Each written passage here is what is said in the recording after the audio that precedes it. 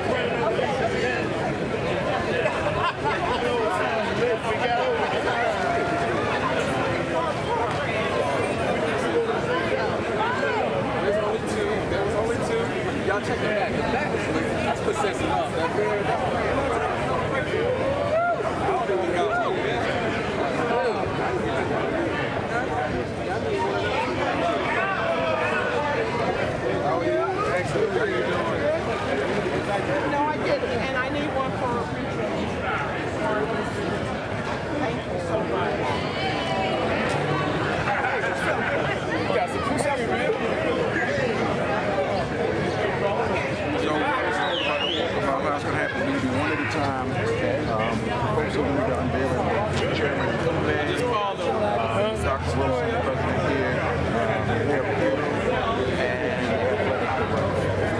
going to be great. August going to be up there. Pick them up.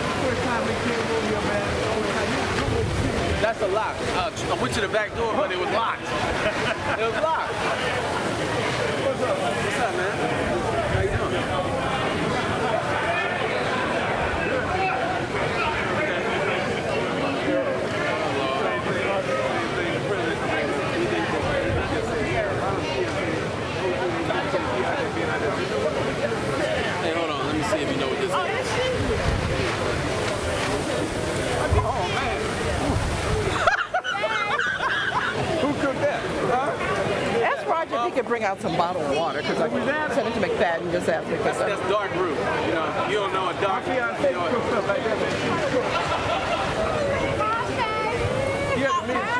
All American down there. Hey, how are you? Look at you. I tell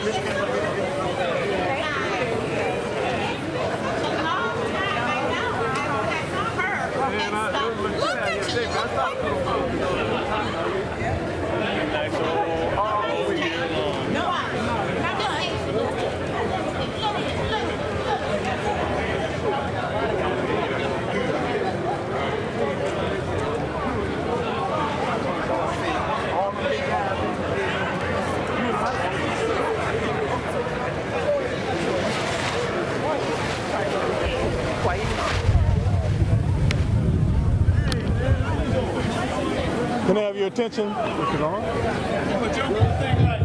Can I have your attention, please? The mayor is coming. We're really ready.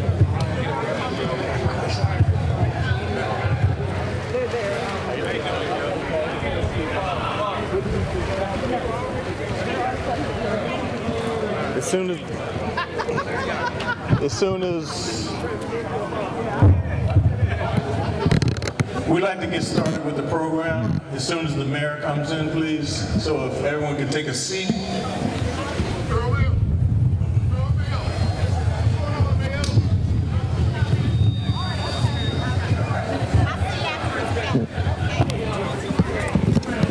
Loud. I need to go to my. Oh, you said. Hey, Earl. Yeah. Sorry, I was just sitting Sure. there. Sorry. No, I wasn't gonna do that. No, I know Sure. that. Sorry. Sure. Uh-oh.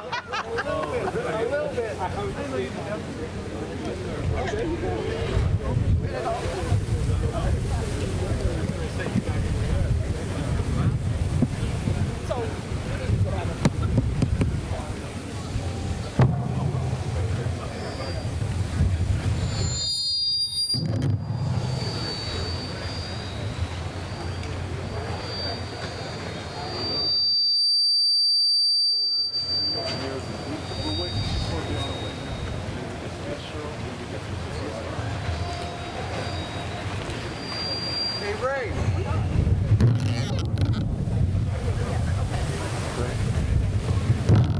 Good morning, everyone. Welcome back to Morgan State University. My name is Joe McIver. I'm the Assistant Athletic Director here at Morgan State.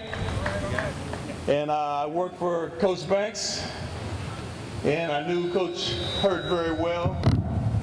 And if some of you don't know, I want to start by saying Coach Banks was a great public speaker.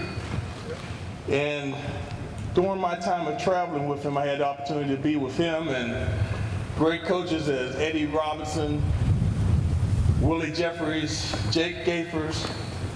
And one of the things I asked him about was, as a great speaker, what do you do as a great speaker? And he said, Joe, to be a great speaker, one of the things you need to do is have a story.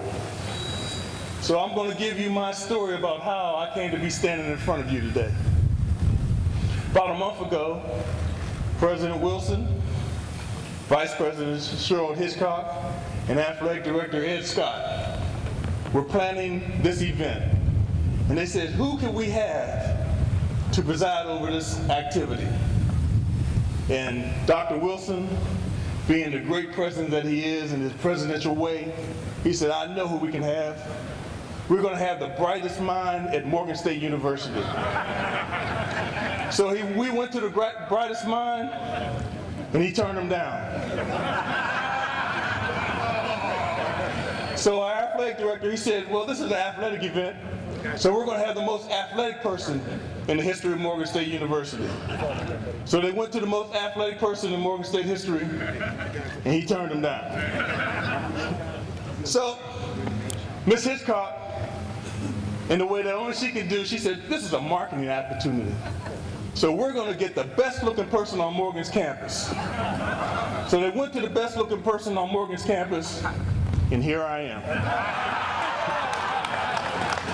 I really felt that I owed it to him since I turned him down 2 times before.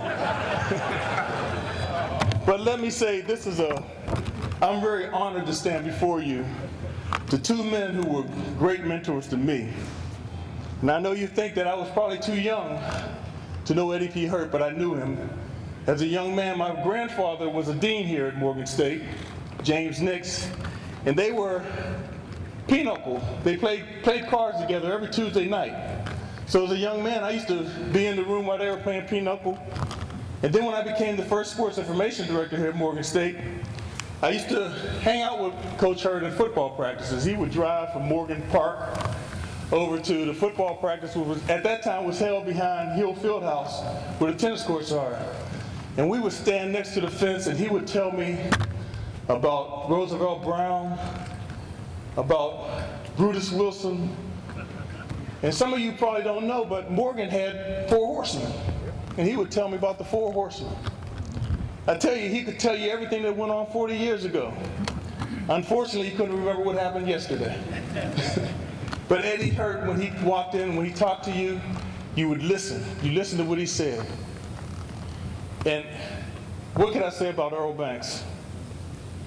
I worked for Earl Banks for 15 years. And Coach Banks was a great mentor to me. He was someone, of course, everyone knows when he walked in the room, you knew he was there. And one of the things I was just talking to Raymond about was, I used to always remember coming and watching him football practice when he coached. And he would put 13 men on defense, and he would tell the defense, and it would be George Knott. He said, the count is on 2. We're coming through this hole, and you got to stop it. And George would be running the ball, and he would get through it. They couldn't stop it. Coach was probably one of the best offensive line coaches you'll ever meet. So let's get moving with the program. First, we're going to have our invocation. It's going to be brought to us by the Reverend Dr. Bernard Keels.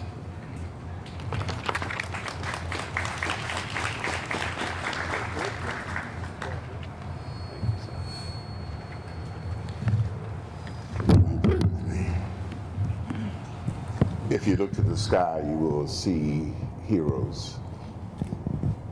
You will see the meaning of what legends have become. Because of then, we have arrived at now.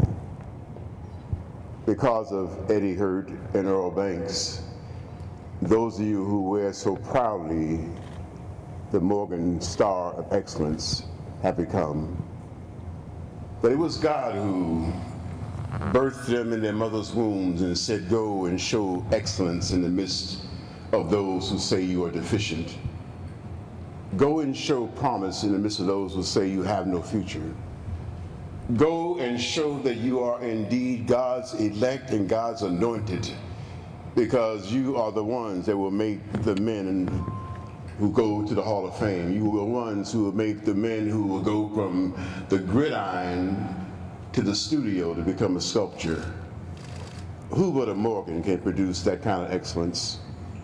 Who but a Morgan can make these young men now who are currently playing football look and see those of you who have the age and have the experience and have the expertise to say that it's more than 10 yards in a cloud of dust?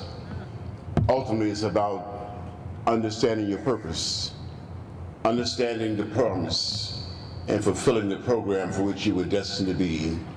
And so we thank from up above those warriors who this day, even in their humility, say, I can't believe they still recognize and realize what we did with so little. Can we imagine it from the Colored Intercollegiate Athletic Association to the Hall of Fame? Some of you have come.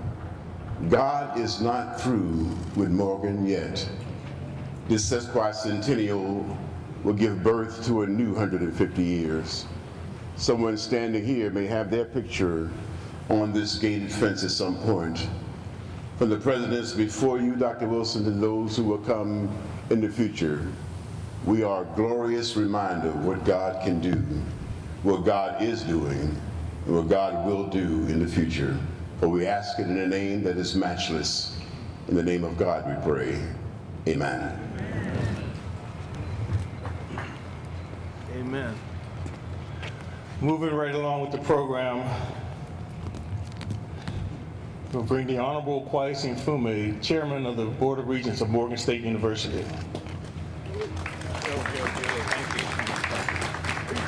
I know. You can do better than that. Help my ego. Good morning, everybody. To all of you in the reserve seats and all of you out in the bleachers, hello. I got a couple of quick things to do, and then I'm going to get out of the way for Dr. Wilson and the other people who are here. But I just want to thank everybody for being a part of this moment on behalf of our Board of Regents here at the university. And I'd like to acknowledge two members of the Board of Regents who are with us. Regent Winston Wilkinson, who's the chair of our athletic committee. And I'm told that Regent Marquise Walker, right in front of you. Hey, Marquise. Thank you both. So I'm here along with them just to say hello again and congratulations and thank you for coming out on behalf of the Board of Regents. To Dr. Wilson, thank you so much again. Dr. Wilson got here in 2010 and has distinguished himself in so many different ways. And I'm not blowing smoke here when I tell you, when you look around the landscape of colleges and universities generally, and when you look at the landscape of HBCUs specifically, Morgan did very, very well in selecting Dr. Wilson,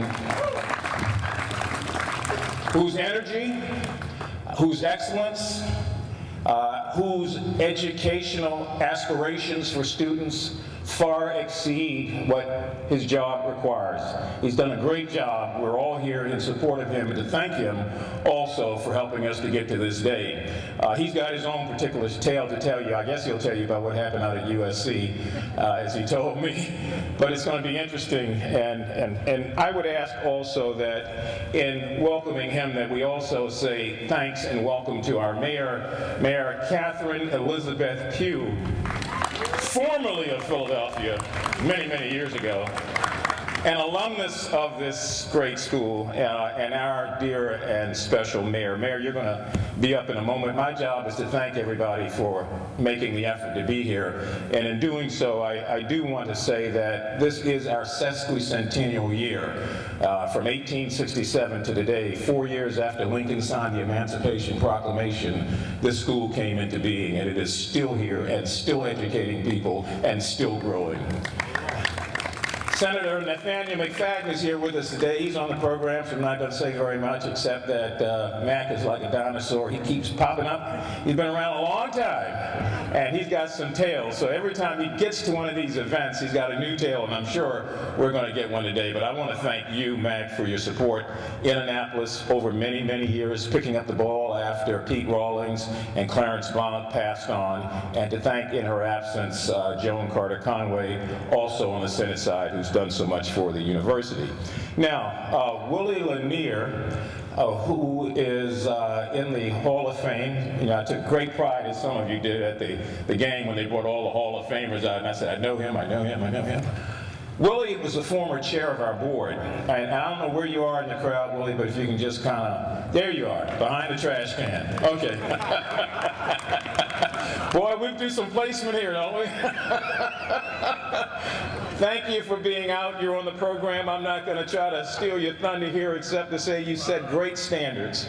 And if you don't believe me, go ask anybody in Kansas City or go to Canton in the Hall of Fame, and they'll tell you all about how special he is. Now, we also have members of the family of Dr. Hurt. Of the family members, can you raise your hands? You may not all get a chance to get recognized, but okay. And some in the back there, too. You know, what was so interesting about Coach Hurt was that he won 14 championships and had a record of 54 consecutive wins. Now, I don't know where you go to get that kind of expertise back in the day when it was very, very tough and things were a lot different. But those are great standards, and you can understand why one of these statues is in his honor. His great niece is going to be speaking here, Sherry Cunningway Craigway. Miss Cunningham Craigway? Okay. And his great niece, Dr. Jan Williams, is here. Jan? I'm just teasing. She's not a great niece. She's going to hit me in church tomorrow for saying this. But this is how we go at it. Thank you, Jan. Thank you. And what about the family members of Coach Banks? Can you kind of raise your hands and let us know where you are? Okay. Coach Banks coined the term, the man. Now, you hear it all the time now, but in the 1960s, the first time I ever heard that, people were talking about Coach Banks. He's the man, he's the man. And he was the man, winning as he did over and over and over again, 31 consecutive games and a number of championships, and turning out 40 players that ultimately got to the NFL. Willie and another one, who was it, Willie? Leroy Kelly, both of whom made the Hall of Fame. So we are happy, and I'm happy because I actually knew Coach Banks. You know, he would, Coach, I said, but I'm not a basketball, football, or anything. And what I liked about him was he graveled at you, but he loved everybody. He had a heart that just loved everybody. And I was listening to Joe McGiver up here talking about why he was chosen for this particular day. He was the greatest this and the greatest that. He's also the greatest liar, because if you believe those stories. Joe, I was just so glad to see you, man. We were here together many, many years ago. Thank you so much. And then I want to thank George Knapp, the sculptor. Man, you had a vision, just kind of kept it in your heart, nurtured it, allowed it to grow, and it's here today. And we want to thank you for that, and thank you for your time in the AFL and the NFL as a running back. But most of all, thank you for being an alumnus of this great school. Thank you very, very much. So Ed Scott, where are you? Our Director of Intercollegiate Athletics. You did a lot of research coming here to figure out what you were stepping into. This is just a part of it. It's just so much sports history and so many individuals and so many stories that I hope that as you get immersed further in it, you get imbued, like many of us, by this real spiritual sense that Reverend Keels talked about earlier that goes beyond just 10 yards in a cloud of dust, but building athletes, young men and young women who will really change the world as this university changes them. So I'm going to get out of your way. You don't have to applaud for that, but you know, Kathy, you were a cheerleader, right? Yeah, Kathy too was cheerleader. Well, you know, I didn't know the cheerleader song, but I did learn the Morgan affirmation. Got it from hanging out on the bridge. But I graduated. So this is when I need everybody to help me with this. If you would just take the hand of the person near you or next to you. One hand, one person. No, sir. Uno, one. And repeat after me in that good old Morgan spirit. Hello, neighbor. Hello, neighbor. Hello, friend. Hello, friend. God has brought us, look at him, through thick and thin. And to our cause, we must be true. But I can't help it if I look better than you.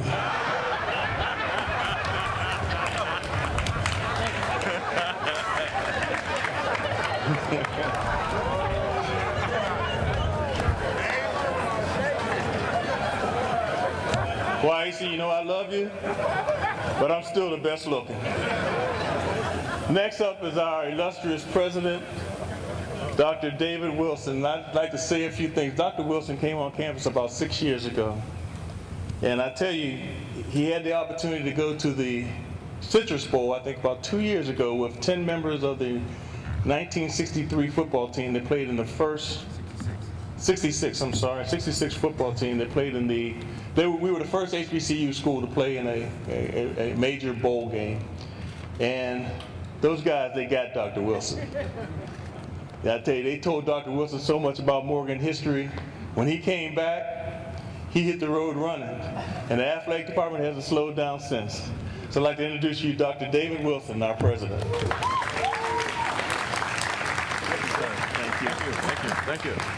Thank you. Good morning. First of all, I would like to take back that pledge, Swayze. I had no idea where you were leading us on that one. This is really another great day in the history of this great institution. And I am really honored this morning as president of Morgan to be amongst so many great Morgan legends. I am honored to be amongst all of our elected officials, our mayor, as the chairman has indicated, Senator McFadden, and other elected officials. I'm honored to be amongst Chairman Mfume, chairman of our Board of Regents and other regents. I'm honored to be amongst our students, our faculty, our staff, our alumni from all over the globe who are making their way back to Alma Mater for this weekend to reunite and reacquaint ourselves with our great history and our great legacy. But I'm really honored this morning to be here to dedicate this plaza in honor of the outstanding athletic history at Morgan State University. There are so few institutions on the landscape that can boast of having both an impressive academic and leadership legacy and without really missing a beat, having an equally impressive athletic history. But one of those institutions is this one, Morgan State University.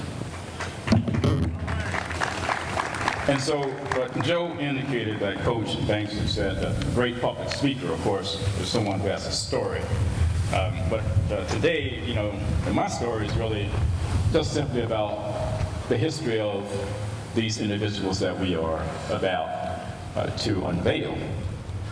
Today, we are here to honor really two of the greatest coaches, not only in Morgan State University history, but in my opinion, who are amongst the greatest legends in NCAA college football history. Let me repeat that, in NCAA college football history. And so Eddie Paulette Hurt and Earl Carly Banks put Morgan State University in the national football limelight by single-handedly shaping the lives and destinies of hundreds of young African-American student athletes. Many of those athletes that I have met, they came here because they were offered opportunities that so many of them were not offered anyplace else in this country. They came without scholarships. Many of them came with just a few dollars in their pockets. But they came in search of an education and a dream. And what they found here at Morgan were legends who took them under their wings, and they turned so many of them into NFL pros, and quite a few of them into NFL Hall of Famers. And so while we are gathered here this morning honoring Coach Hurt and Coach Banks today, I want everyone to know that this is really just the beginning of what will become a true athletic legends plaza. The plan is to include some of the greatest and best athletes and coaches ever to wear the Bear uniform. Such athletes include our 4 NFL Hall of Famers, of course, Willie Lanier, Leroy Kelly, Lynn Ford, and Roosevelt Brown.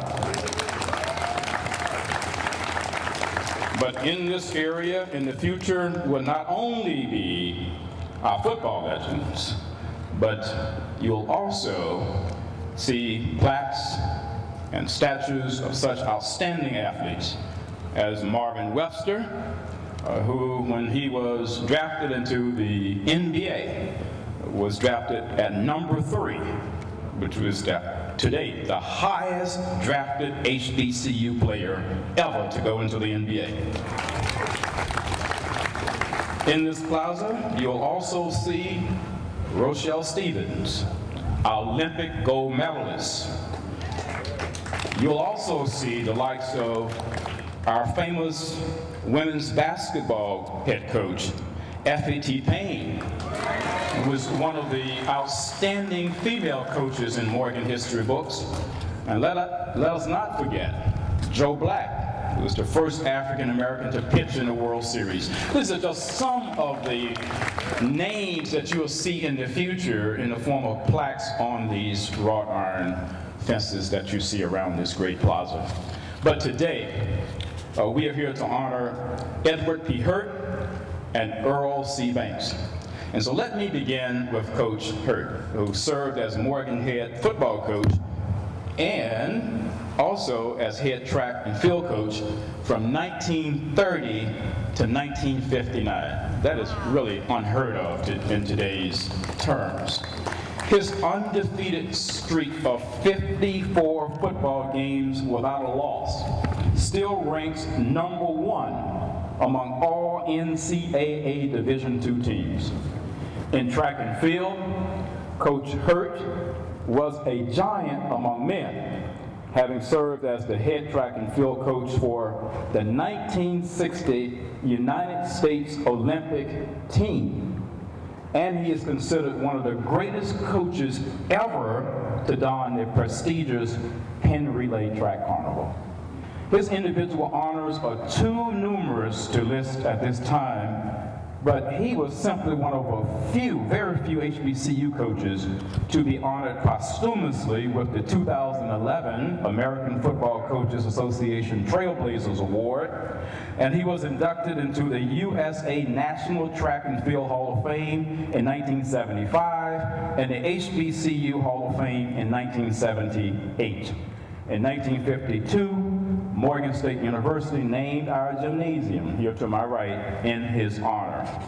Coach Eddie P. Hurt is the true definition of a Morgan legend, and his legacy will live on here in Legends Plaza.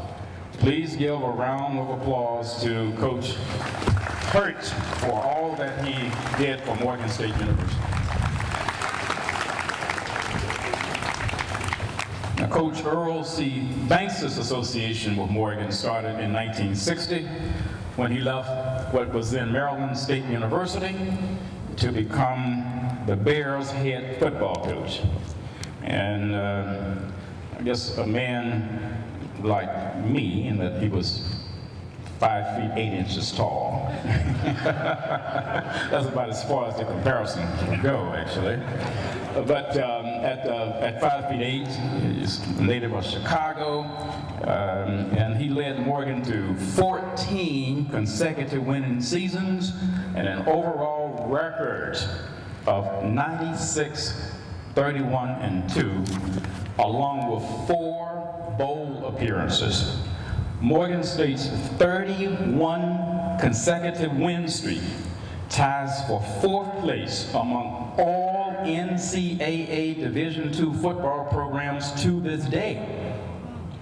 Coach Banks took young men like Willie Lanier, like Leroy Kelly, like George Knox, like Bob Wade, and other raw talented young athletes, and he molded them into some of this country's finest leaders and scholars.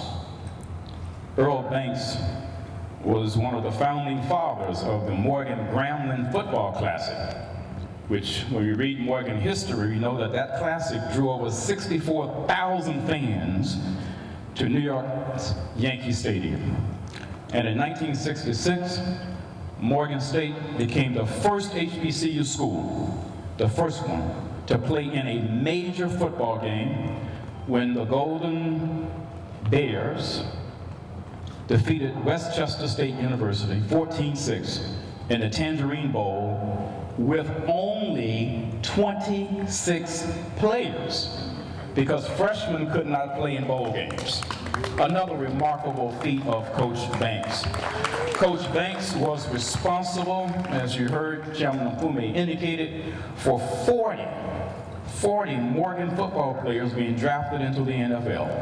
His teams were always tough on defense, as you heard Joe indicated, and they led the nation twice in total defense and once in rushing defense and scoring defense. That strength served them well in 1968 when they defeated the perennial powerhouse Grambling 9-7 in Yankee Stadium, and Coach Banks also served as the director of athletics, so they had these dual roles going on at that time until his retirement in 1987.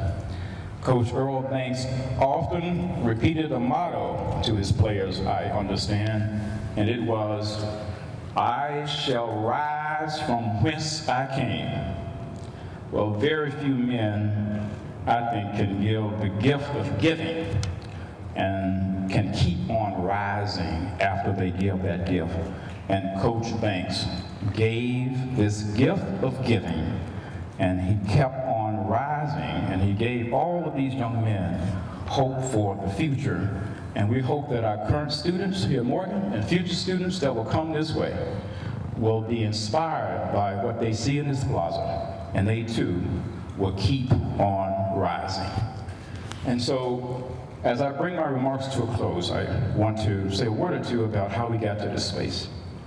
Because Kwaisi did indicate that I made a trip to USC. But there's a little bit before that. I think, Senator McFadden, about 4 years ago, I was giving my State of the University update to the alumni board meeting in the Student Center. And the Baltimore Sun had carried an article shortly before that on George. And in that article, George had made a statement that he would actually be willing to donate his commission to basically do a sculpture for Coach Banks. And I had not met George, but I'm standing giving my update, and when it got to the Q&A, someone stood and said, "Mr. President, did you read the article in the Sun where Morgan alum George Knox has indicated that he would like to sculpt Coach Banks?" And I said no, and I was pretty much given an ultimatum. And the ultimatum was, make it happen. And without thinking too much about it, as Cheryl Hitchcock knows, I turned around and said, well, sure, we'll make that happen. And then I met George and really just was really kind of blown away with his continued love for Morgan and the talent that he had and his obvious desire to bring that to a historical, significant place like we have today. And then I went out to USC. I was out there on some business, and I was walking around the campus, and I saw the way that they had portrayed their athletic history around the perimeter of the playing field at USC. And I took some photos of that and then sent those to George and told George, make something happen. And this is what he made happen. So what you see here is truly his vision and a rendering of his artistic skill. And what we thought was going to be something that we could do in 3 months turned out to be 2 to 3 years in the making, but it is all worth it. And so with that said, a very, very special thanks to George Knox, international sculptor, and truly the brainchild for this project.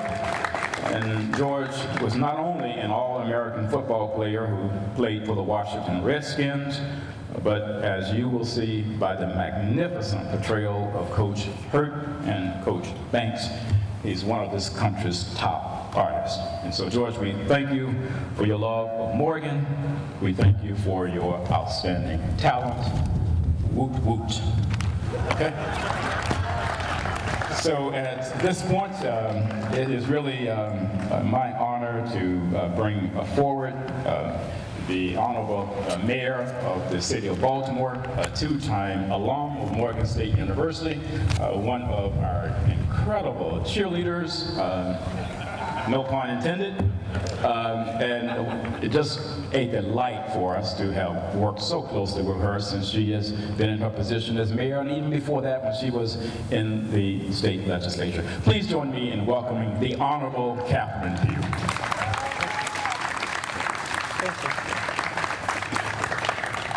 First, let me just say to the Morgan State University Board of Regents, its chairman, Kwaisi Mfume, and you all should know, I know every time I go to a dedication here at Morgan State University, I remind folks that he used to run our radio station, of which, you know, I was one of your radio students who actually got to learn how to be a communications person, so thank you again for that. And to the Board of Regents, all of the members, thank you for this as well. And to the great Dr. Wilson, I cannot tell you how proud you make us every single day of this institution of which we all hold so dear in our hearts. And I'm also standing here on behalf of all of the cheerleaders of Morgan State University. Hey, go Bears! And we just just want a little inscription somewhere in here. I'm just saying. It was hard work.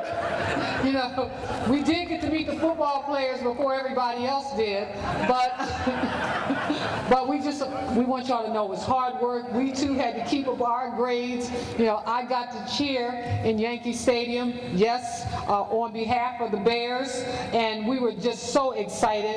Effie, thank you so much for being here. The Banks family was like family to me, because I not only got to be a cheerleader under the tutelage of Earl Banks, but we got to know the family as well. I see so many of the football players that I had an opportunity to cheer for, and I tell you, it was indeed a joy.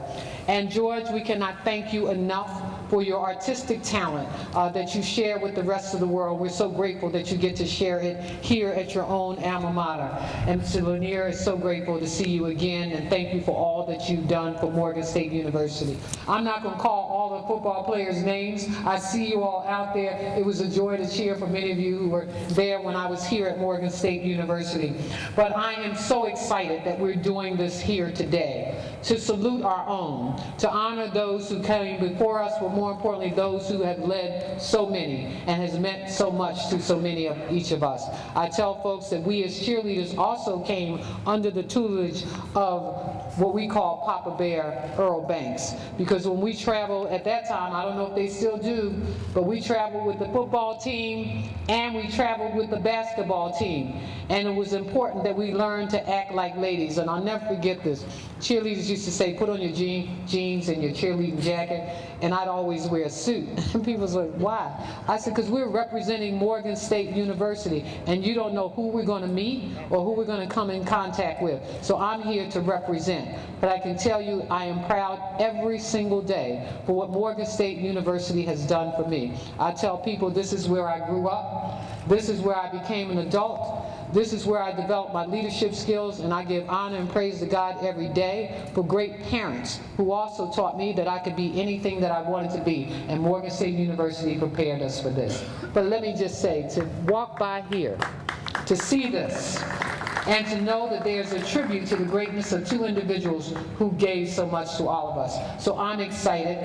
I thought about doing a cheer here today, but I won't.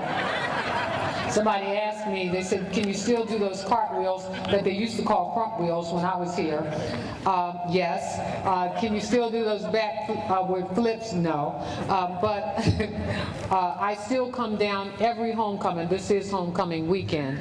Down on the field with the Morgan State University cheerleaders who cheered for great football, great basketball, and believe it or not, Dr. Wilson, I used to also cheer for baseball, and people used to say, we had one cheerleader, right, Dwayne, who would come out for every single sport, because I believe they too deserve to be cheered for, whether you were swimming, playing basketball, football. If I knew about golf back then, I might have cheered for them as well. But again, what cheerleading taught us was leadership skills, camaraderie, and how to work together. And sports does that for all of us, and that's why we're so proud of the individuals that will be unveiled here, but for what they partake and gave to each and every single last one of us as cheerleaders, as sports figures, and those who've gone on to represent Morgan in such a great way. Thank you for this opportunity to share with you.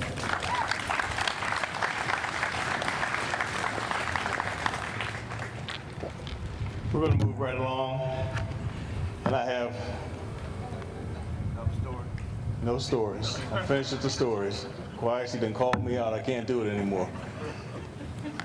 Our state senator, Nathaniel McFadden, a gentleman who's here on campus all the time in the athletic department, supporting us in so many different ways. Let's give a hand for Senator McFadden. Thank you, Joe. You got it, sir. Kathy was running for office for a long time. She's a great cheerleader from Baltimore City, too. Great job. Good morning. God is good. And all the time, God is good. Isn't this a wonderful day? George Knapp. Sit downstairs and Frenchie Fuqua and Tom and all of us playing chess and doing different things. It's a wonderful day. Dr. Wilson, Kwaisi Mfume, how are you, sir? What's wrong with your hand? You broke it? Oh, Omega. Oh, down. Oh, okay.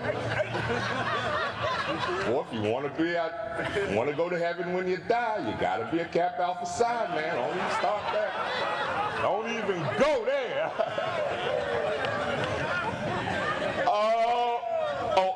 Iota Phi Theta.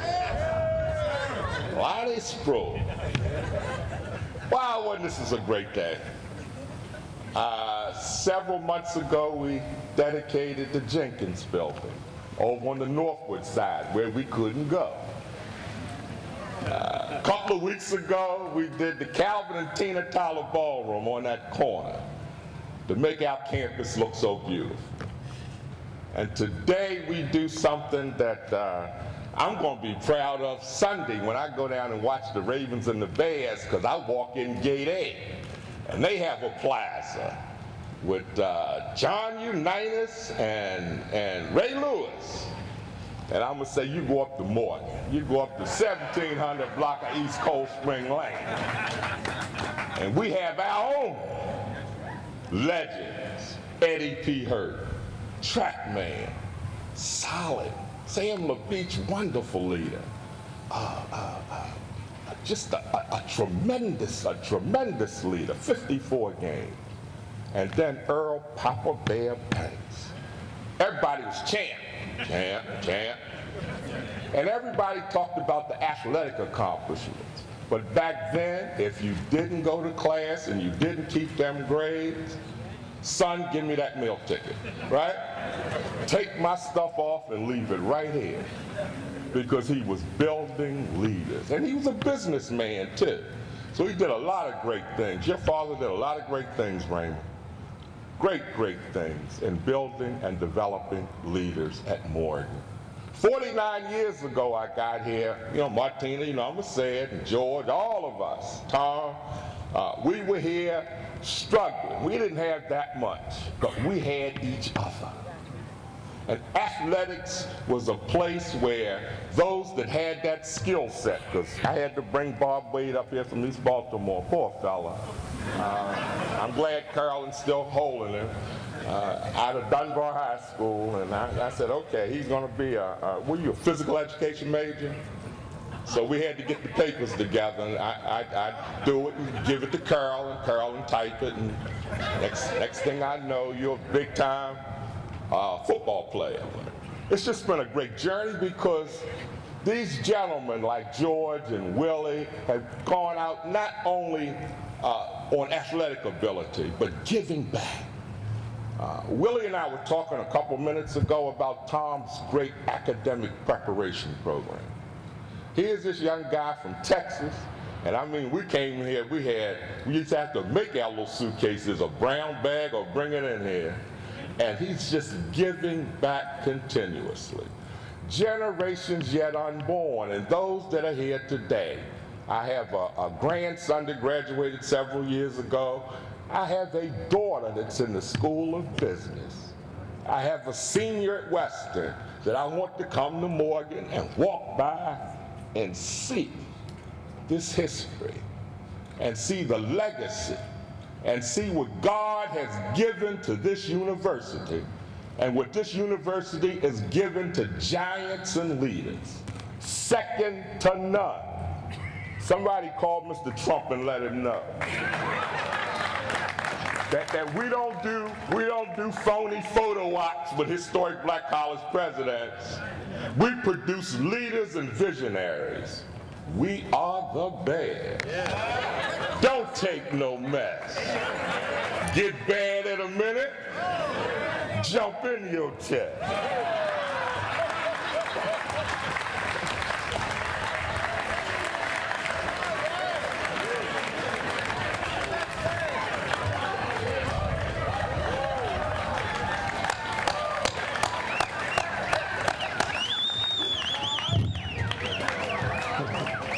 The next couple of individuals, they hold a very special part in my life because my first college football game, 50 50 years ago. And I know that's a small number to a lot of you out here, because I was telling people on campus this will be my 50th homecoming. They said, "Dag, Joe, you don't look that old." But my grandfather brought me to the Morgan, North Carolina A&T homecoming in 1967. It was a Memorial Stadium. I remember that game like it was yesterday, because we were in the middle of a win streak. And at halftime, we were getting beat down. I'm gonna tell you, we were getting beat down bad. And I don't know what Earl Banks went in there and said at halftime, but man, we came out. The Bears, I tell you, they came out and they won that game, and it was my first college football game, and I'll never forget it, at Memorial Stadium. It was our 100-year anniversary. And the next couple of people I'm going to introduce, I think they played in that game. Our NFL Hall of Famer, Mr. Willie Lanier.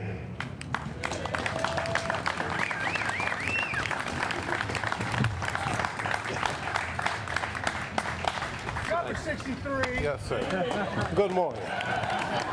This is a wonderful event, and my sitting next to George Knox and the history that all of us have had by coming to Morgan. I didn't play in that game in 1967. I had left and gone to Kansas City. That was my rookie year. As I was sitting next to Dr. Wilson and thinking about all that has gone on in the 54 years since I came here, and quickly how I came was one that I was not recruited by Morgan State. A teammate of mine, classmate in Richmond, Gilbert Carter, quarterback, was recruited by Morgan. That summer, in maybe July, I was supposed to be going to Virginia State, Petersburg, south of Richmond. I was concerned about graduating 4 years later, being in the Deep South, segregation being what it was, opportunities maybe not being as good. Football had nothing to do with it. So I decided, without talking to my parents, that I would reach out to Baltimore. I'd reach out to Earl Banks, an opportunity to go to school. So I called Earl Banks in July of 1963. Told him my name was Will Lanier. I'm in Richmond, Virginia. I want to go to your school. He said, "Son, I don't know anything about you. What do you need to know?"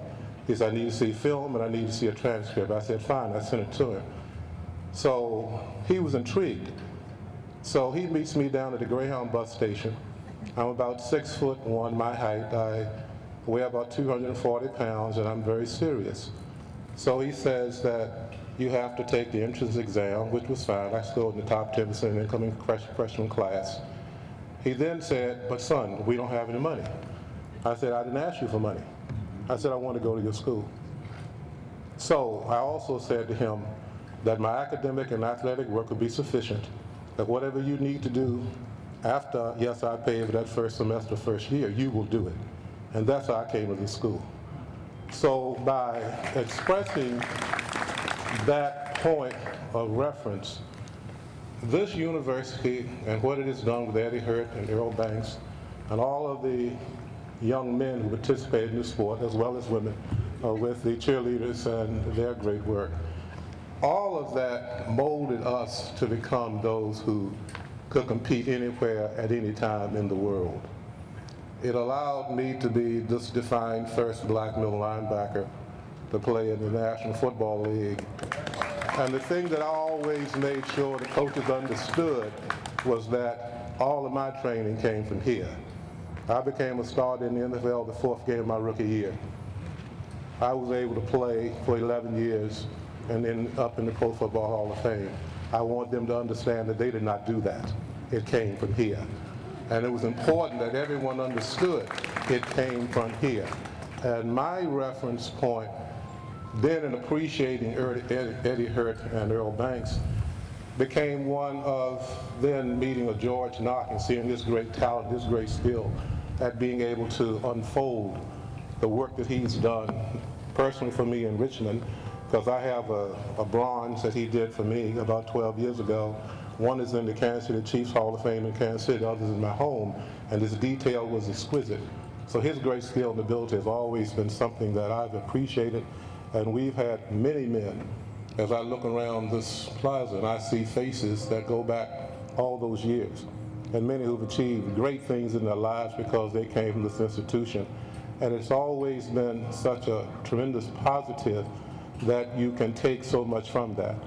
I'll finish shortly because this is the 50th year since I was a rookie in the National Football League. And there have been a few significant things. Dr. Wilson and I were down in Houston, and we had the opportunity for all those men from historically black colleges to be recognized by the National Football League. I had the opportunity in June of this year to be with 18 Hall of Famers, the owner of the New England Patriots, and we traveled to Israel for 8 days. If any of you have not had the opportunity to go there, to be there, it was one of the most thrilling 8 days of my life.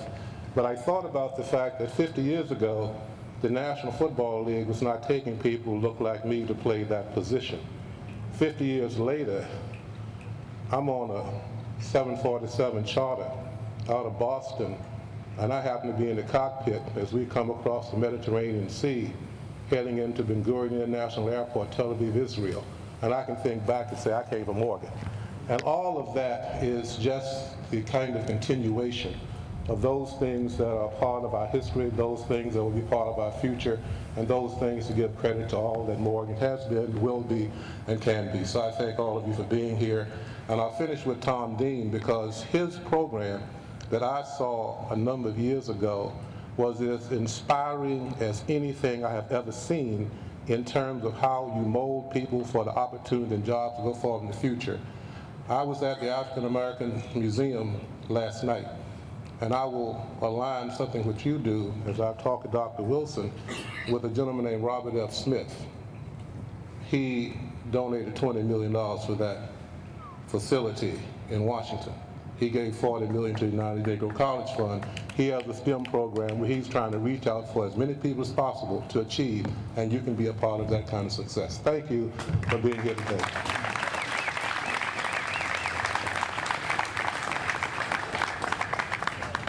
Let me ask you, was there a prouder Super Bowl moment in this past Super Bowl when they introduced all of the HBCU Hall of Famers, and Willie Lanier came out, and Leroy Kelly came out, and they had pictures of Roosevelt Brown and Lynn Ford. Morgan was well represented. I'd like to introduce one of the greatest high school basketball coaches and also a great football player, who I met actually when he was trying out for the Pittsburgh Steelers. He doesn't remember it. He came by my house. My grandfather told him, look, you need to stop by my kid's house, and I think we fed him dinner that time. I was just a young kid, but Bob Wade took the Dunbar High School basketball program. I followed them all over the place. I think they were the best high school basketball program in the history of all time. There was never a high school program as well put together as the one that was put together at Dunbar High School. And he's a Morgan alumnus. Mr. Wade.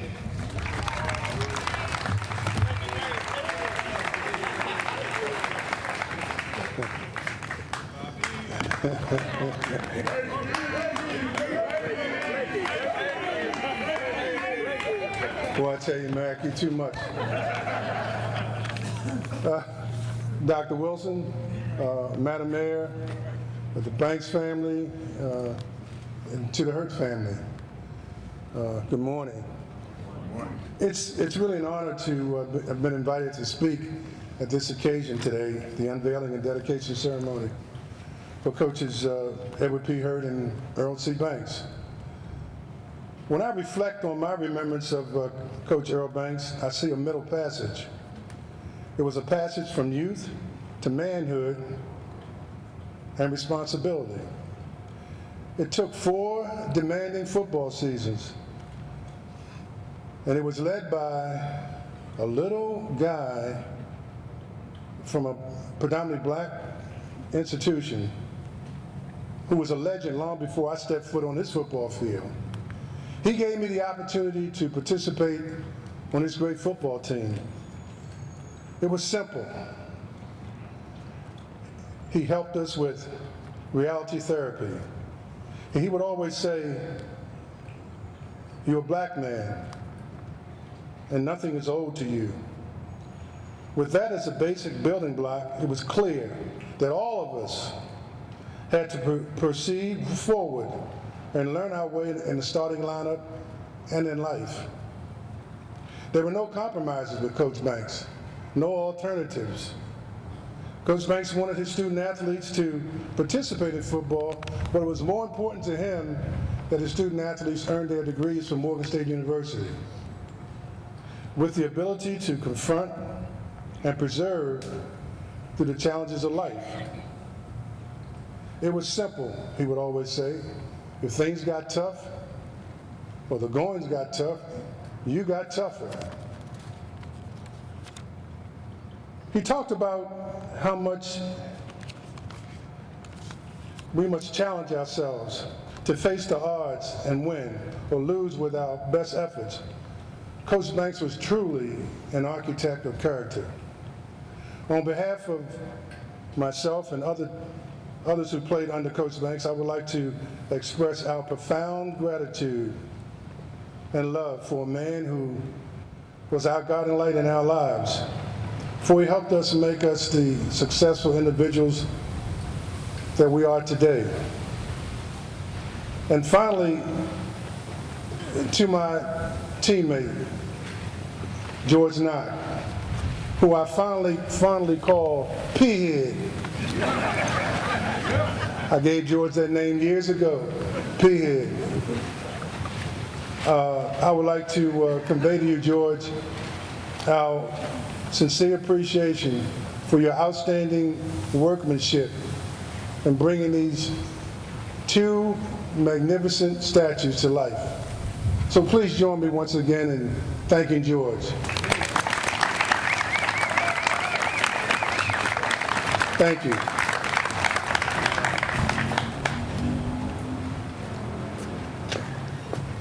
No, this is homecoming. It is homecoming. This is a special homecoming for me because, I mean, all these faces. I mean, remember, most of you were upperclassmen when I came to Morgan, but this one gentleman I'm about to introduce, he was the father of my roommate for 2 years, and he was like a second father to me. I used to go to Washington D.C. and hang out down there, and he used to take me to New York to his brother's house.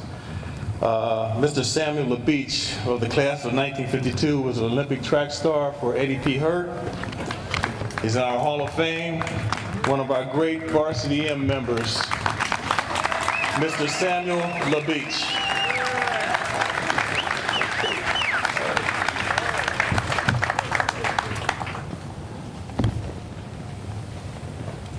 It is indeed my honor to give remarks in the dedication of the statue of Edward P. Hurt.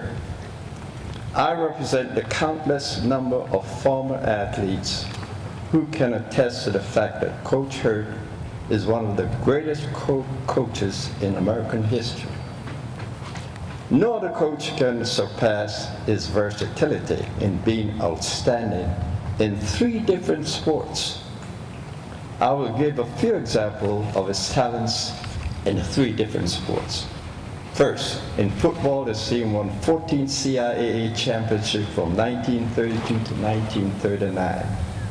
His team played 54 games without a defeat, one of the longest unbroken streaks on record.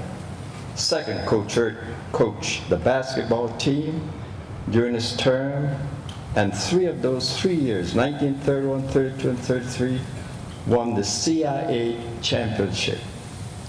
And thirdly, that's where I come in, track and field. In track and field, history was made in 1950 when Morgan State College broke the Carnival record in the championship mile relay of America at the Penn Relays.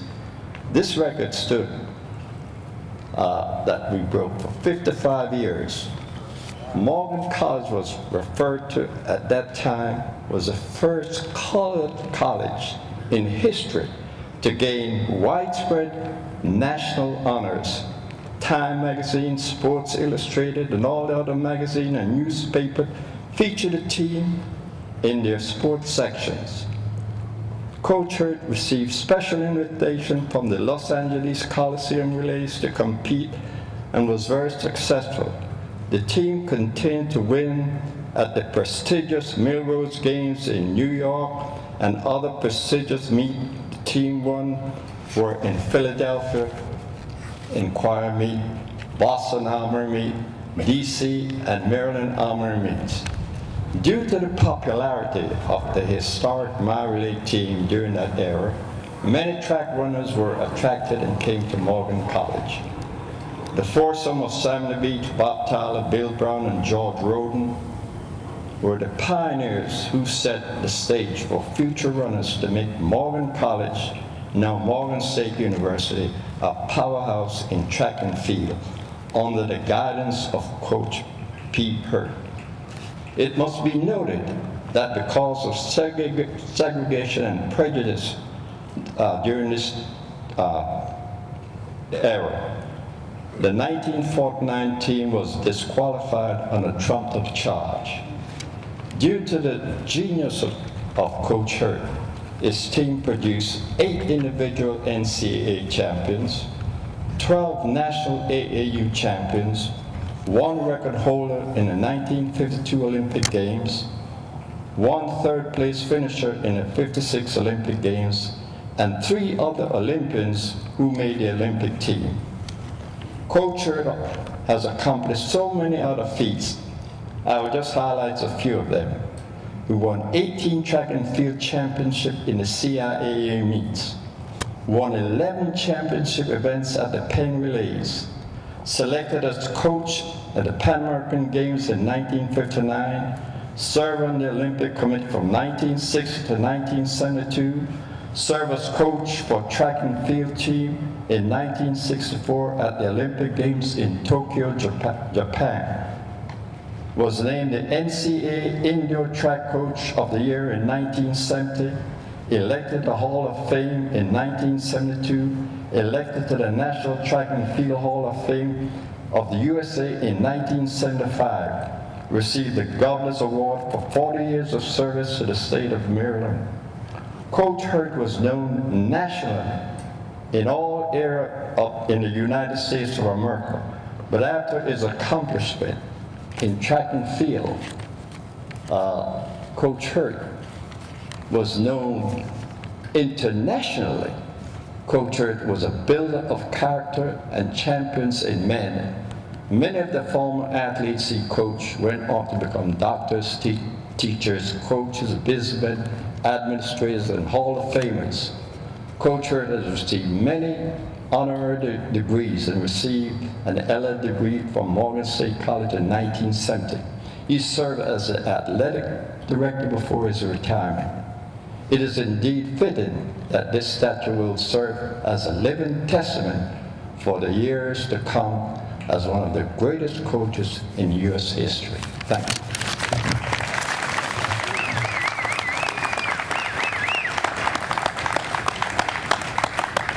Tom, actually, I do have one more story. I remember in 1976 when, Morgan State played the first football game outside of the Western Hemisphere. We went to Tokyo, Japan, played Grambling. And about 4 weeks before the game, Coach Hurt, myself, and head coach Henry Lattimore had to fly to Tokyo. And I remember we flew to Los Angeles and we had to go into Honolulu, Hawaii, and they messed our tickets up. And they told us that we can't get you out of here until the next day. And one of the supervisors came out and he saw Earl Banks. And he knew exactly who Earl Banks was. He knew what Morgan State University was about, and he knew Eddie P. Hurt. And he got us on the very next flight going to Tokyo, Japan. That's how far reached Earl Banks and Eddie P. Hurt went. They were internationally known. And it just amazed me because I was just a young guy. It was my first year being a sports information. I was probably about 22 years old. I was in total amazement because here I was in Honolulu, Hawaii, and they're telling me I have to spend the night here, and I'm getting ready to go to Tokyo, Japan. I'm terrified. But I'm with Earl Banks. And when you're with Earl Banks, you're in good hands. Next, we're going to have the great niece of Coach Hurt, Mrs. Sherry Cunningham Cragway.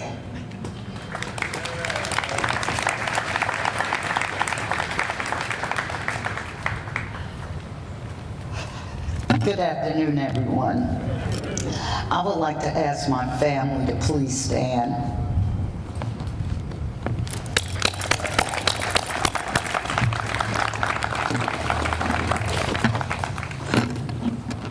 To Dr. David Wilson and the leadership of this great university, platform guests, Mayor Catherine, and all others, I greet you in the name of the family of the late Eddie P. Hurt.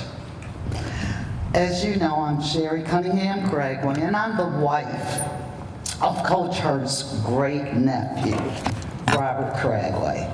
Wonderful man. My husband, Robert, asked me to say a few words on behalf of the Cragway family. And so I will start out by saying, thank you, Mr. Knotts. Now I can hug it. I say that because when I had to go approve the sculpture, the clay sculpture, as one of the family members, I said, well, where's Jan? You know, it's like somebody, where, you know. I said, okay. I went over there, and when I saw it, I just wanted to hug it. It looked just like Wink. He made me cry when I saw that. You are bad. And even Coach Banks, I wanted to go hug Papa Bear.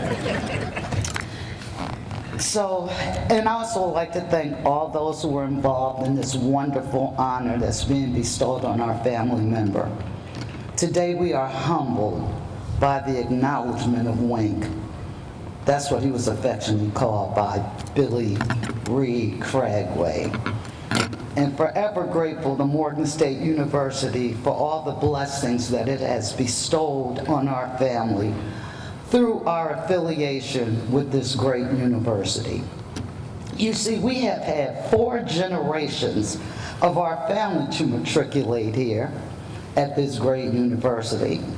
You see, it started out in 1931 with Nana, G. Beatrice Reed Hurt, and 1946 and 48 with Billy and Roy Cragway, and then 76 with Roy Cragway Jr., and 1980 with my Robert, and personally ending with our daughter, Rachel Cragway, in 2013.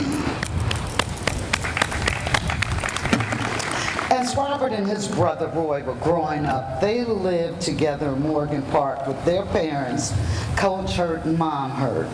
And for many years, they were exposed to campus as a result of the 40 years of Coach and what he spent here teaching and coaching at this school. So they participated in the Jesse Owens tournaments and summer camp and spent many years while Wink was doing his job. Spent many years with their friends, Dwayne and Gary Press, running around the campus. This caused them in their formative years to have a great appreciation for the school, which was known then as Morgan State College. As they observed so many celebrities and famous personalities who visited him, the numerous athletes and students whom he had coached in both football and track and field, they began to see how special he was and how wonderfully he was loved. And one thing he would do, I would like to end this with a memory of a poem he used to state. And a lot of you athletes that are present will probably remember this.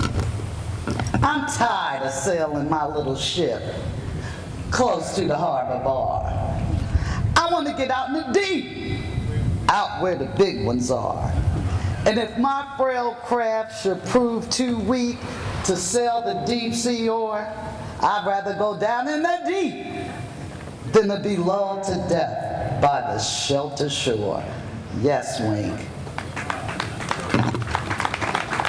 So thank you once again for this tremendous honor and for the many pleasurable memories that our family, can you stand up again, Morgan grads, for all the relationships that we have garnered with this school, even our children.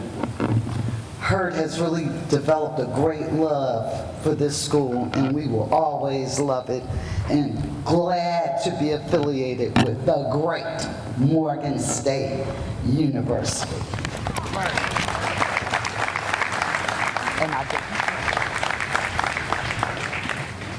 Next up, the Reverend Dr.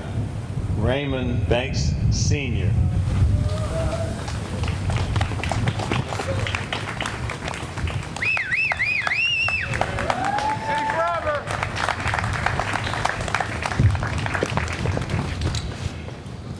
I rise today giving honor to our Lord and Savior Jesus Christ because he's worthy to be praised, declaring that it is no secret what God can do for what he's done for Hurt and Banks. He'll do for you. It is an honor and privilege to stand on behalf of the Banks family to say a word about the coach, but to the Regents, Honorable Mayor, Dr. Wilson, dignitaries, government officials, coaches, players, clergy assembled, and our presiding officer. My assignment is to just say a word, but before I do that, let me introduce some of the family members that are here. Mother Essie Moloch Banks, our mother and widow of the coach.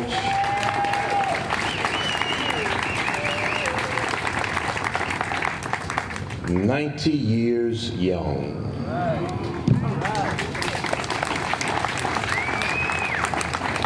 Her designated driver today is her cousin, Clarence Moloch. He's somewhere around here. Where Clarence is. My wife, Henry Boyd Banks, who works here on the campus in the Office of Development. My sister, who's right in line behind me, Yvonne Marie Banks. And my brother, who flew all the way in from Chicago, Minister Alfredo Calvin Banks. Amen. I was told that I was given 3 minutes to say a few words and what this unveiling means to the family.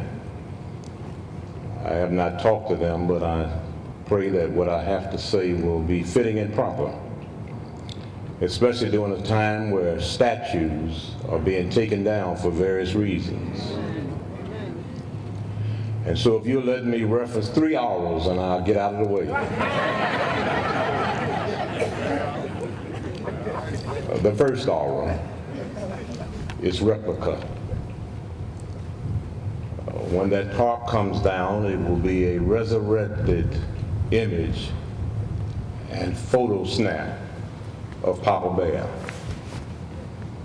Yes, pigeon toes, droopy pants, and Morgan cap.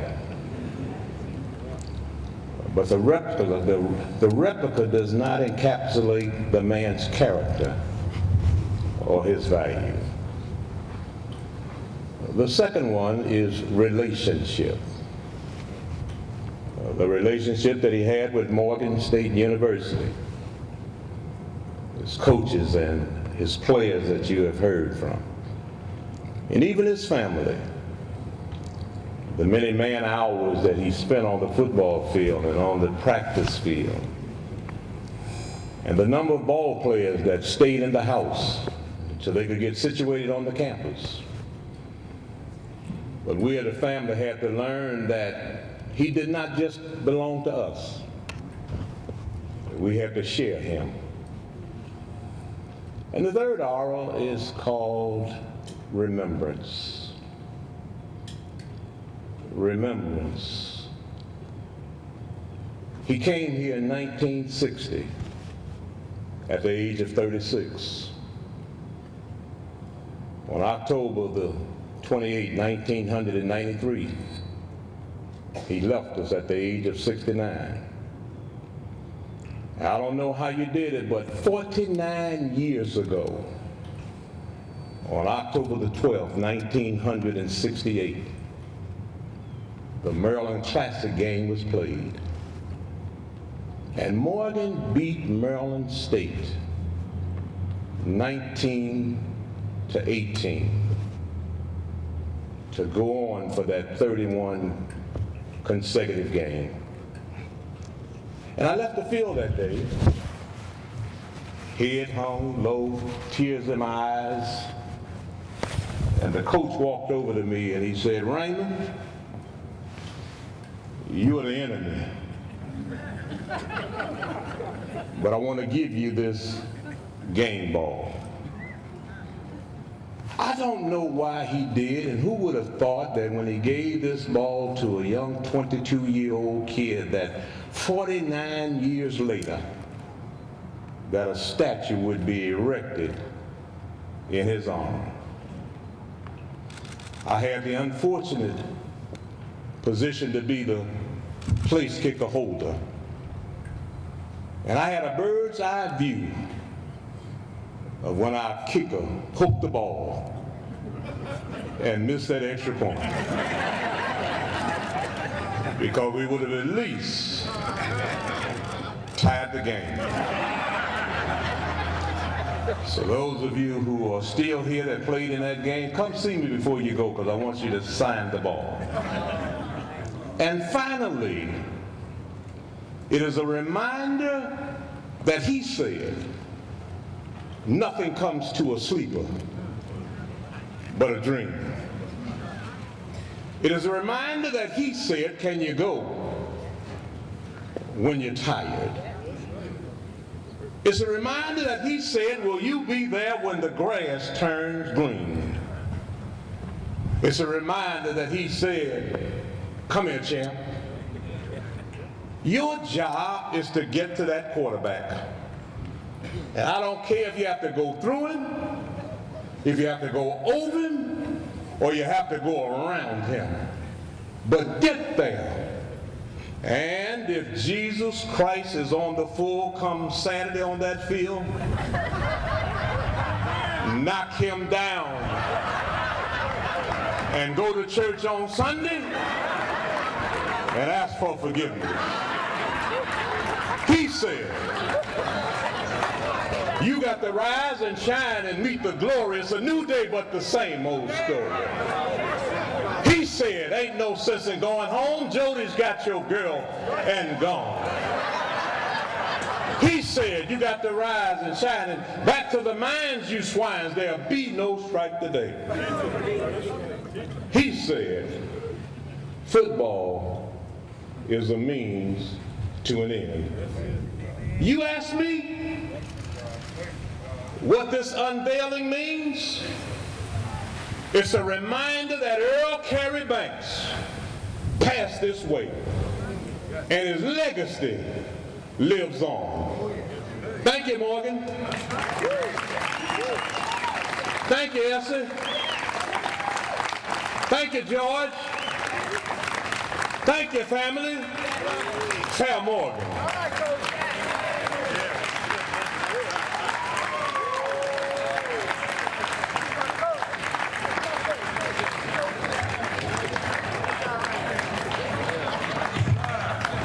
Before we move on, there's a couple more dignitaries I'd like to recognize.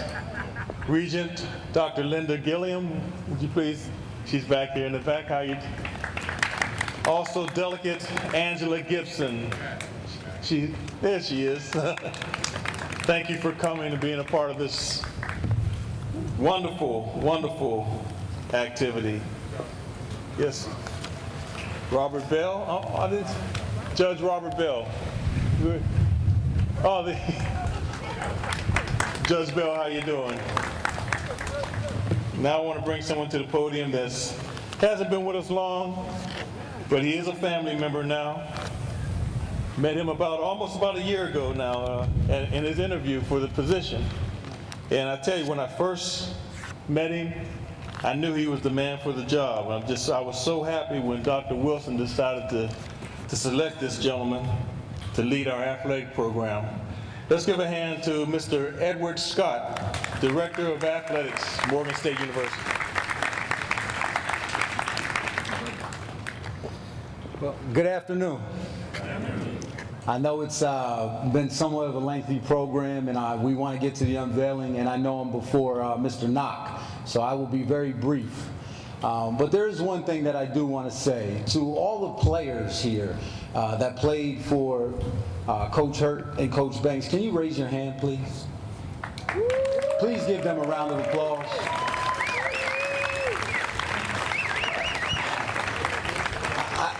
I think it's very important that we recognize one thing, and it's been talked about in various ways today, but the bond between a coach and a student athlete.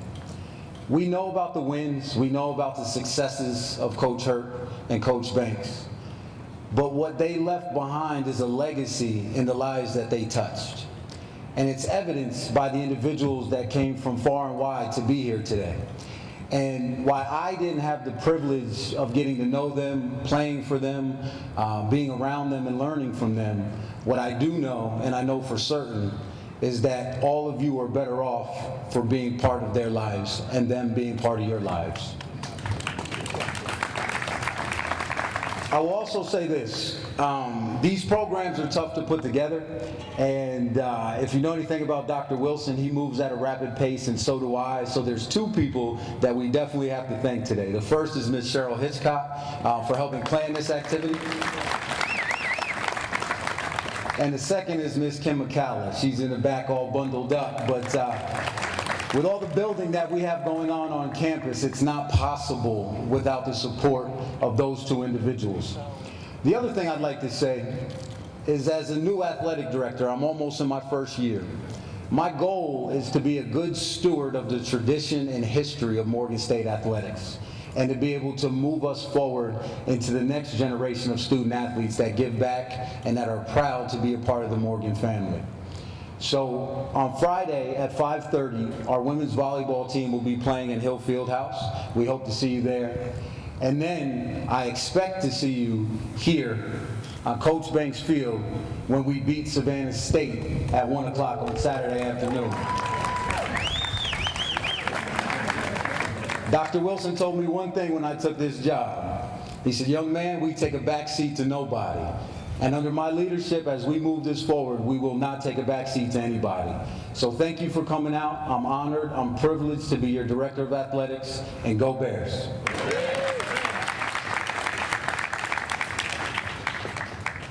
Before the program started, I saw our head football coach, Fred Ferrier. Is he still here? Oh, there he is, Fred. My name is Fred Ferrier, head football coach at Morgan State. And now, the man, the legend, the artist. I'm going to ask everyone to please stand because, I mean, he deserves a standing applause. Mr. George Knock, the brainchild of the Legends Plaza.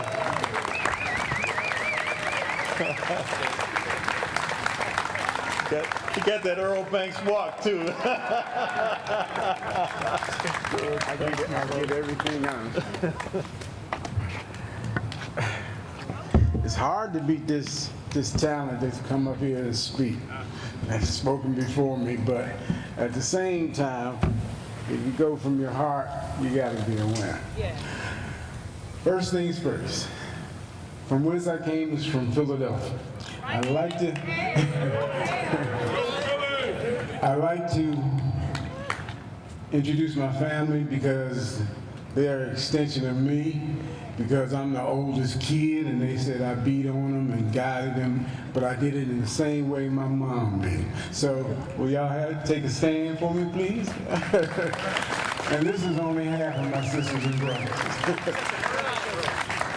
The other thing is that when many of us came here, we really didn't know what we were up against until you walked on campus.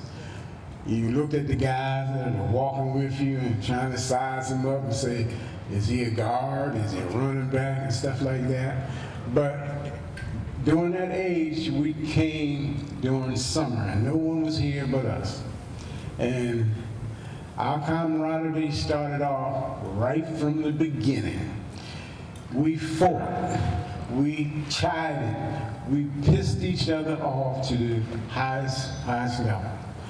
One of my best friends, I was getting ready to go fight with him the second day. Why? He had a pea head too. That was Tom D.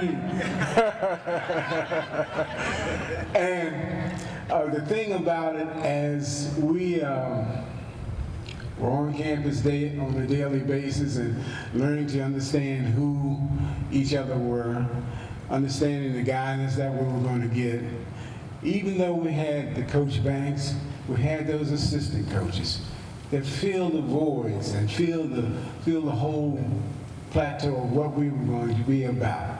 And I remember prior to coming to Morgan, I didn't know where I was going to go to school. And I was looking into Ebony one day and I said, oh, Morgan State, Baltimore. I was born in Baltimore, but I raised in Philly, so I said, I'm gonna go back. So on coming down here, I said, well, they have green grass, and I'm from the city of Philly. We didn't have much of that. So, but all in all, when I started meeting first the coaches, Coach Banks, I had heard that he was bragging about me, but when I got here, I couldn't run. My leg, I had stepped in a hole, and that was when Champ Flaky called me tumbleweeds. Because every time I'd run, I'd fall. And everybody just laughed. I said, oh man, this is so embarrassing. But the thing that was inspiring is that I had to win. I had to win. I had to get up, dust the little body off, and go back in there. So nothing was healed until maybe, I think, the 7th game or something like that, and the season's over.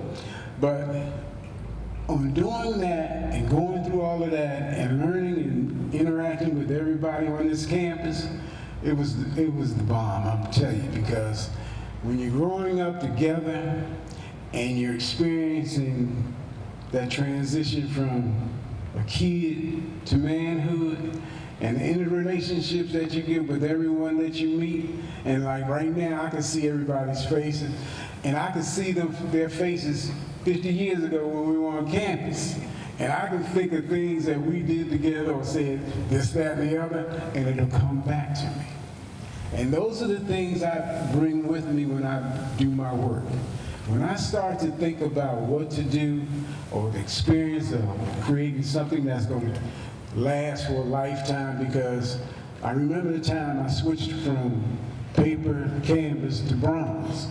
I was in a convention in LA, and I had a suite on the top floor of one of these high-rise hotels.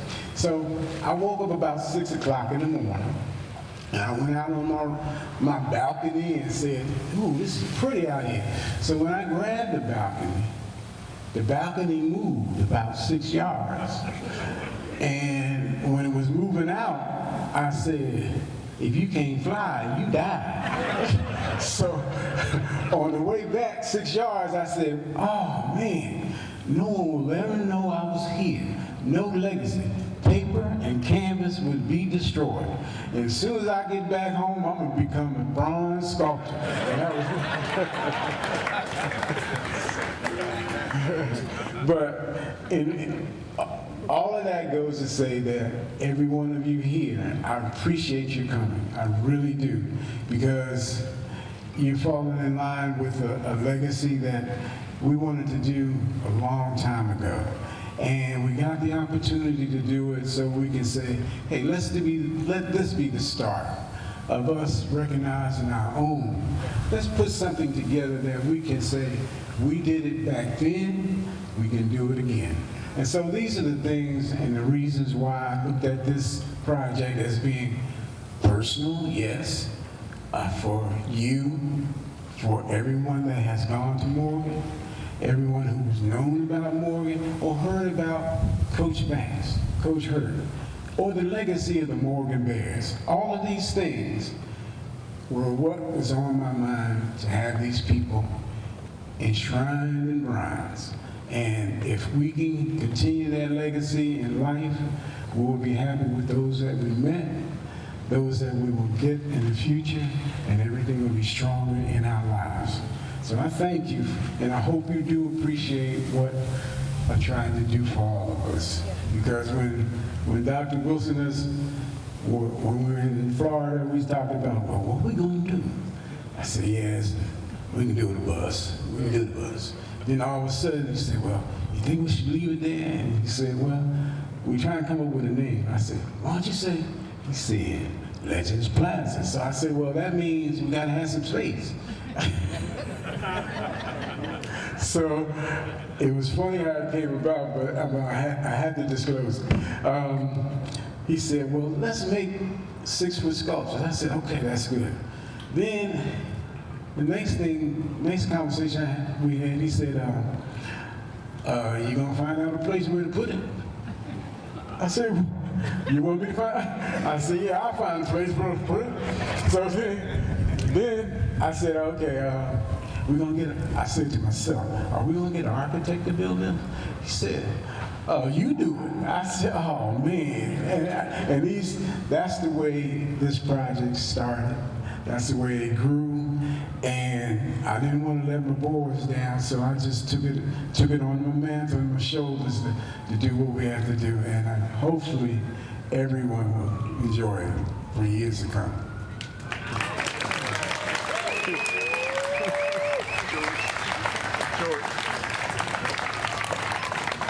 George. You didn't need it.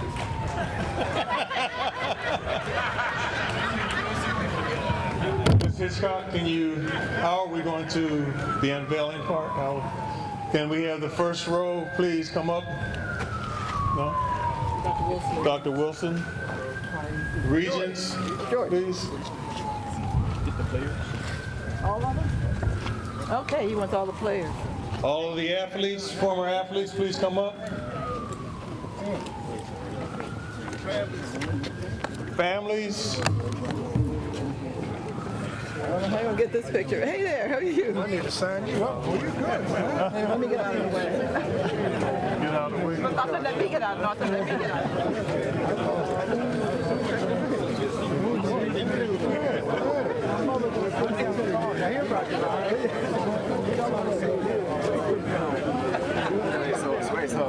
Hey, how you doing?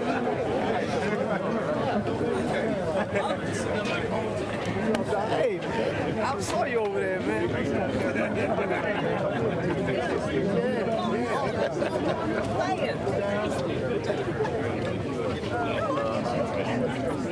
Yeah, I'm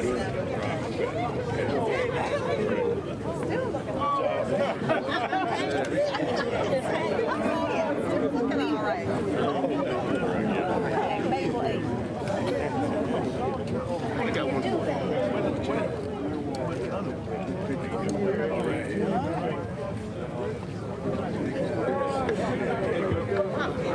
There we go. There we go.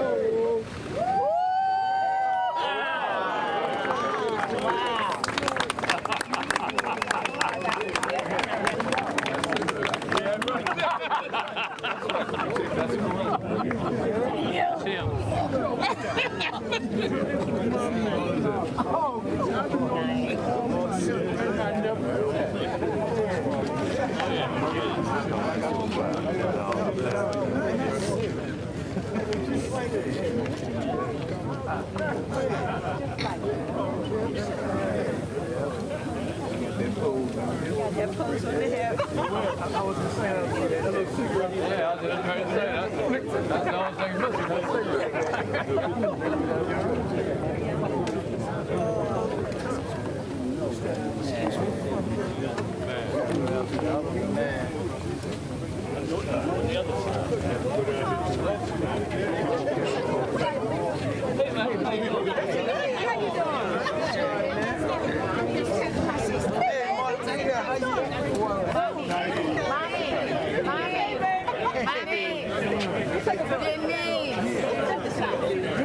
I'm supposed to send it to Tanya to put on the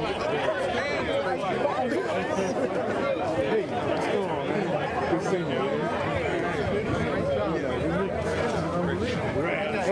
Yeah, I know. Come on, Milk. How you doing, man? Good moment here, huh? Yes, it is. Hey, look.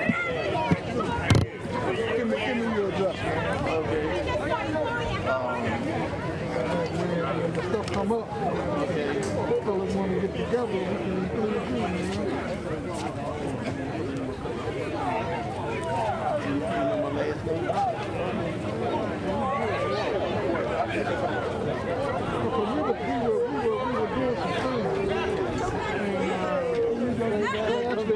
They actually honored us.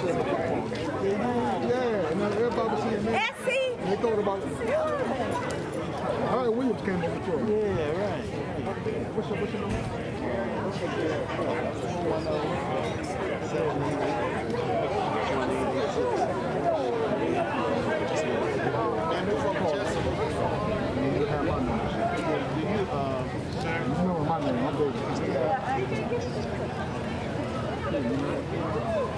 Rob. I'm gonna call your number. How you been? Okay. Oh, what's the place? You have my number on there.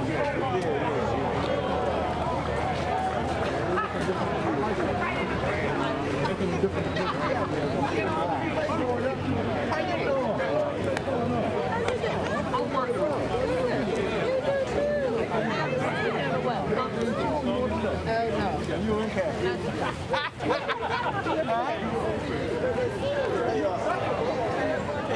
Hey, David. Hey, David. Hey, David.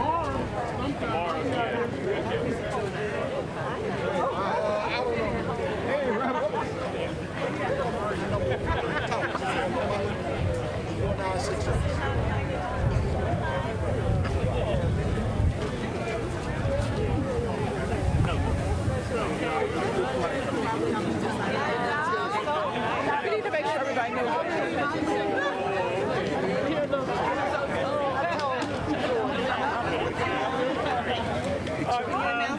I just want to get ready to do. You get me proud.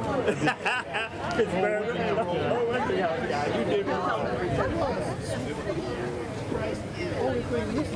Did they turn it off?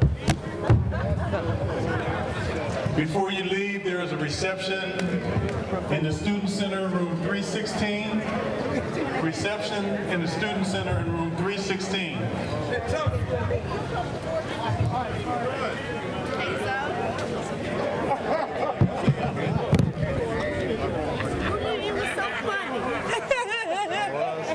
So you're not used to it.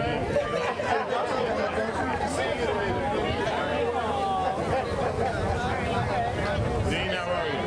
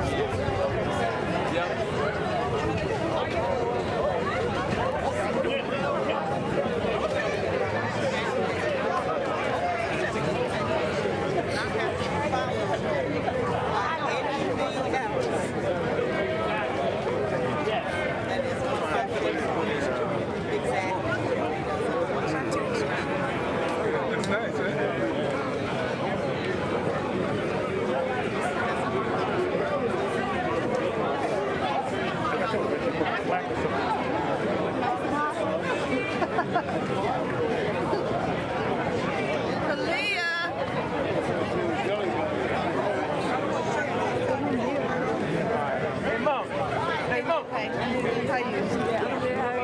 Did Courtney send you your birthday? Yeah, I saw it. Thank you. Hi, how you, Blake? I'm good.